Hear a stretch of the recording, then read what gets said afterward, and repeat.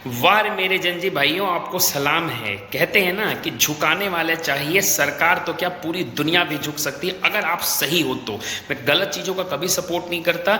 जो स्टूडेंट की डिमांड थी वो सही डिमांड थी कि भारत सरकार रोजगार को लेकर बड़ा कुछ सुधार करे, और सरकार सीरियस है भी।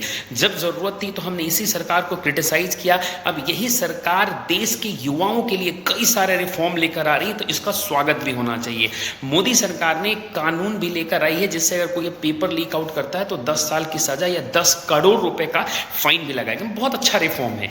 इसी को ध्यान में रखते हुए department of training and personal, जिसके मिनिस्टर हैं डॉक्टर जितेंद्र सिंह, ये डॉक्टर जितेंद्र सिंह वही हैं जब कॉकरोच जनता पार्टी के सौरभ दास, अभिजीत दीपके और बहुत सारे लोग जब मिलने गए थे उनसे प्रेस क्लब में या कॉन्स्टिट्यूशन क्लब में, तो यही दो लोग और भारत सरकार की तरफ से जेपी नड्डा, डॉक्टर जितेंद्र सिंह बार बार प्रोटेस्टर से बात करने के लिए आगे आ रहे थे। अब इसी के मंत्रालय के तहत आता है कार्मिक मंत्रालय, जो कि पूरा सिलेक्शन और रिक्रूटमेंट के प्रोसेस को देखता है।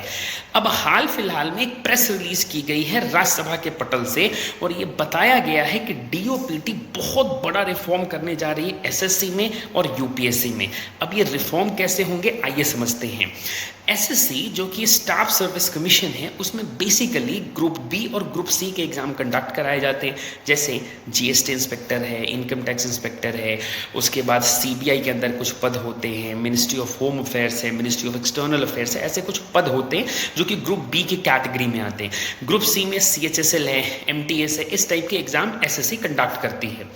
इसके एग्जामिनेशन प्रोसेस से लेकर टिल सिलेक्शन तक तकरीबन अगर आप देखेंगे तो ये 15 से 16 महीने का प्रोसेस होता है। यानी बच्चा फर्स्ट ईयर का एग्जाम लिखता है, यानी टीयर 1 का एग्जाम लिखता है, फिर टीयर 2 का एग्जाम लिखता है, कहीं कहीं उसको टाइपिंग टेस्ट भी देनी पड़ती है, कहीं कहीं उसको और भी बहुत सारे टेस्ट हो, जैसे मेडिकल भी हो गया, और भी बहुत सारी चीज़ें होती हैं। इन सभी प्रोसेस को लेते हुए तकरीबन 15 से 16 महीने लगता था।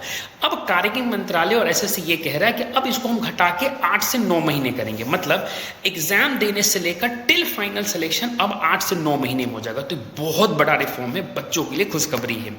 दूसरी चीज़ ये कही गई है कि जो सीएचएसएल और एमटीएस का जो एग्जाम होता है, जिसमें प्री है यानी टीयर 1 है, टीयर 2 है, टाइपिंग टेस्ट है, इसको रिड्यूस करके सरकार एक ही एग्जाम लेगी। मतलब ये सरकार ने एक रिकमेंडेशन डोजियर भेज दिया है। तो ये बहुत बड़ा एक सेटबैक है, बहुत अच्छा न्यूज़ है आम बच्चों के लिए, उन युवाओं के लिए जो सरकारी नौकरी का सपना देख रहे हैं। दूसरी चीज, यूपीएससी भी जो है वो 12 से 13 महीने तक प्रीलिम्स, मेंस और इंटरव्यू करके बच्चों को फाइनल रिजल्ट दे देती है। लेकिन सिर्फ आईएएस, आईपीएस और आईएफएस के एग्जाम की हम बात नहीं कर रहे हैं। यूपीएससी कई सेंट्रल सिविल सर्विसेज का भी एग्जाम लेती है, जैसे सीएपीएफ असिस्टेंट कमांडर, उसमें तकरीबन 1.5 से 2 साल लग जाते हैं बच्चों को फाइनल लिस्ट तक पहुंचाने के लिए। तो यूपीएससी में बड़ा सुधार होने जा रहा है, और सरकार ये कह रही है कि हम यूपीएससी में भी 11 से 12 महीने तक प्री एग्जाम से लेकर फाइनल सिलेक्शन में बच्चों को ट्रेनिंग तक हम बुला लेंगे। तो ये प्रेशर ही है, और ये बहुत ही पॉजिटिव स्टेप है। इसमें किसी की जीत और किसी की हार को देख के नहीं देखा जा सकता।